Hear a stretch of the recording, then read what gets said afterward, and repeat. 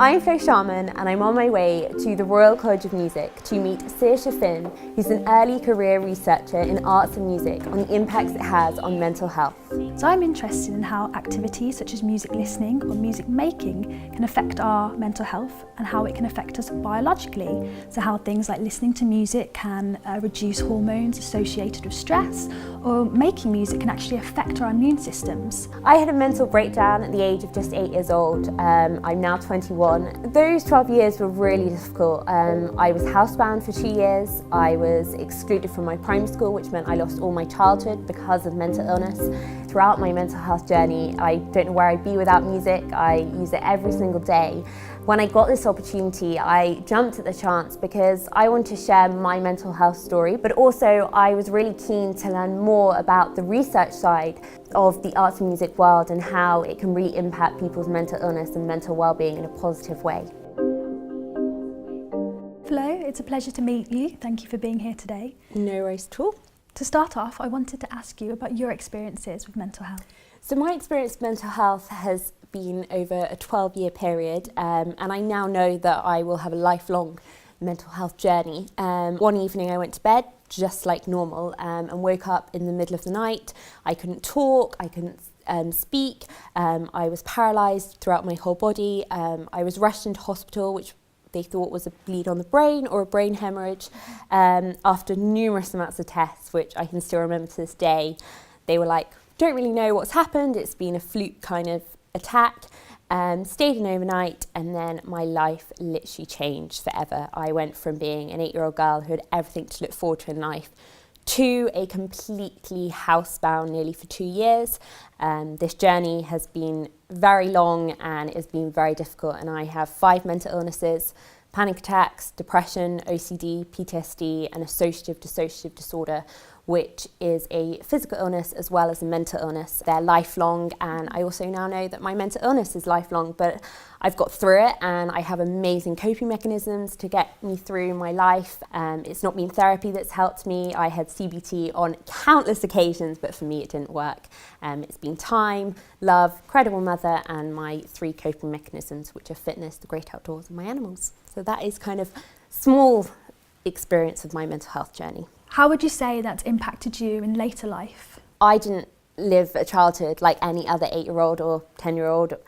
It was very different, and I really missed that. I didn't do the usual sleepovers. I didn't do, the after-school clubs or the brownies or any of that. I don't really remember my childhood. I remember it in a very negative way. Mm-hmm.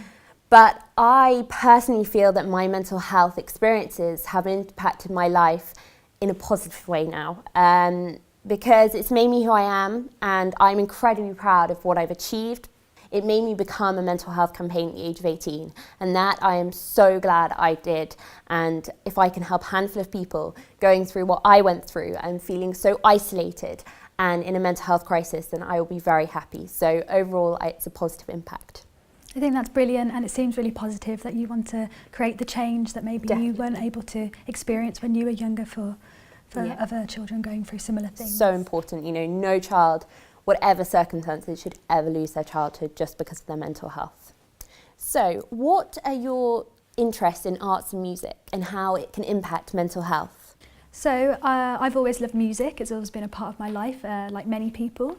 I actually studied music technology as an undergraduate, which kind of got me into the intersection of kind of arts and science and technology. I got really interested in how music can affect us, which led me to do further study and a master's in music psychology and neuroscience, so how music affects us in terms of the processes and our perceptions of it, which then led me into the impact that music can have on health and well-being. Wow. I think music should be something that's accessible to everyone, because it can help us in so many ways, mental health being one of them. This led me on to looking at wider arts engagement and cultural and creative engagement and its impact on health. Particularly, I'm interested in the biological impact music and arts activities can have. So I'm really interested to hear about how you yourself use arts and music and how that can help your mental health. From the age of about 17, I got into music so much and I love it. In fact, I always have music on, and especially in the last 3 years, music has been key to helping with my PTSD and relaxing me and getting me to sleep. Actually, I use a music app, which is classical music to help me get to sleep. So yes, I adore music. Art, I've always loved art, and I was very lucky from the ages of 10 to 14 to have a private art tutor, and I really expressed myself in the art. It was very abstract and kind of got all my emotions out, and that was my time that I could just be me and forget about everything that was going on and could be in my little art bubble. So does your research show in arts and music the benefits it has on mental health? Well, I'm an early career researcher myself, so I've only worked on a small number of projects related to arts and mental health. One of the projects I have worked on was looking at how music, so how group singing affected people who've been affected by cancer and how it could improve their mental health and well-being. I've also worked on data collection studies here at the Royal College of Music, where we're filming today, looking at how group singing affects women with postnatal depression, how it can reduce levels of stress hormones and also symptom severity. I find that so interesting because you never think kind of music, you know, the brain can help so much and reduce those, you know, toxins and stuff in the brain. Yeah, so some of the mechanisms as to why we believe that things like art and music can have an impact on mental health is because of modulation of neurotransmitters like serotonin. It can modulate the neuroendocrine system, so lowering stress hormones like cortisol, and also it can reduce inflammation, so kind of modulating immune system activity as well. Wider research, so there's a lot of people all over the world who are kind of working in this area. So activities such as singing in a choir or arts and crafts have been shown to improve our well-being in everyday life. And longitudinal data sets which have looked at the association between cultural activities, creative activities, arts and music have shown that across the life course it actually makes you a lot happier. In terms of children and adolescents, there's been research that's shown that it's quite vital in preventing possibly the onset of mental health problems. Yeah. So there's been research that has shown that creativity in childhood can actually lead to reduction in social and behavioural maladjustments in adolescents, leading to mental health problems. There has been research showing that children in at-risk groups, so from low economic backgrounds, things like music and arts classes and drama classes can actually reduce anxiety, reduce depression, reduce withdrawal and improve self-esteem. Yeah. There was one study that actually showed that arts, music and drama classes could reduce the stress hormone cortisol in children, which is fantastic, really interesting in the biological perspective. Definitely. And in terms of promoting healthy behaviours, doing things like drama classes or drama peer groups in schools can help young children and adolescents, you know, have better lifestyles, such as learning the risks of taking drugs or reducing their exposure to violence. So it's really important in the preventative side of things. Amazing research, yeah, incredible. So you talked about your prevention research, but what research has been done on the recovery side of things and how arts and music can help? Well, that's a brilliant question. There's been quite a lot of research that's looked at the recovery of mild to moderate mental health and also severe cases as well. Things like group drumming or creative writing or group singing can actually reduce anxiety and depression of mental health service users. Oh. One particular study looked at a group drumming, and it actually showed that with mental health service users it increased social resilience as well as modulating immune activity associated with inflammation, which we know is a key link with mental health. Patients with severe psychotic and non-psychotic disorders, music has been shown to help with symptoms of their mental health condition. Music listening has been shown to help with obsessive compulsive disorder symptoms, and also music therapy has also helped with those who are suffering from post-traumatic stress disorder. On a social level, the arts can, you know, make us part of a social group. You know, if you join a choir or something like this, you know, you're getting social support, it's reducing your loneliness, it's reducing your sedentary behaviours, possibly promoting healthier behaviours as well. And then on a community level, arts projects can bring communities together. It can signpost people to the right services that they need, and in some cases can actually provide job opportunities as well. So all of this tied together is probably why arts and music, dance, drama, cultural engagement has such an impact, positive impact on our kind of mental health and well-being.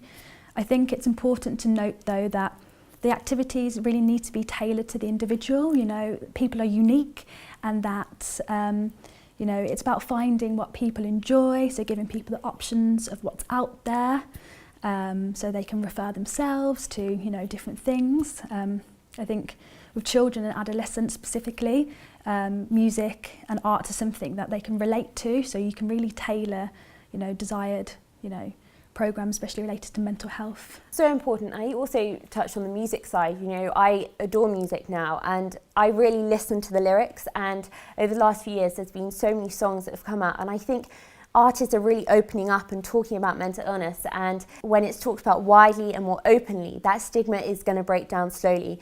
Yeah, I think it's a fantastic way to reduce stigma through art. You know, we can all sing, we can all dance, we can all paint. You know, Definitely. If you enjoy it, then basically that's why it's having, you know, these beneficial, you know, impacts on our mental health. So I'd say to people, take part, join in and have fun. I've had some experiences of that myself. I never felt like I could sing. And then I was recruiting for a study which looked at singing and people who've been affected by cancer, and the choir leader didn't turn up. I had to sing in front of a group of people. I'd never sang in front of anyone before. It was nerve-wracking. I was just like, I'm doing terrible. This is, you know, you know, really scary. Afterwards, people came over to me like, you're a really good singer. I can't join the choir because I can't sing like you. And I'm like, you know, if you told me many years ago that I'd be up singing in front of people, I wouldn't have believed you. So it's, you know, our self-barriers as well, and Definitely. just kind of getting rid of those. We have so many, and I was, you know, not on the arts and music side, but I was so ashamed and embarrassed of having mental illness for so long, and because of the stigma. And now I'm like, yeah, I have it. This is me. I'm proud of who I am, and, you know, it's part of me, and I love it. And that's the thing, you know, with arts and music. Do what you love, not what you think, you know, people, if you're not good at it, don't do it because you're scared of what people think. Just do what you love and what's going to help you out in the long run. Definitely, I completely agree. Flo, it's been fantastic to meet you today. It's been a pleasure speaking with you, and thank you so much for sharing your experiences with me. Saoirse, it's been so lovely to meet you, and good luck with all your research.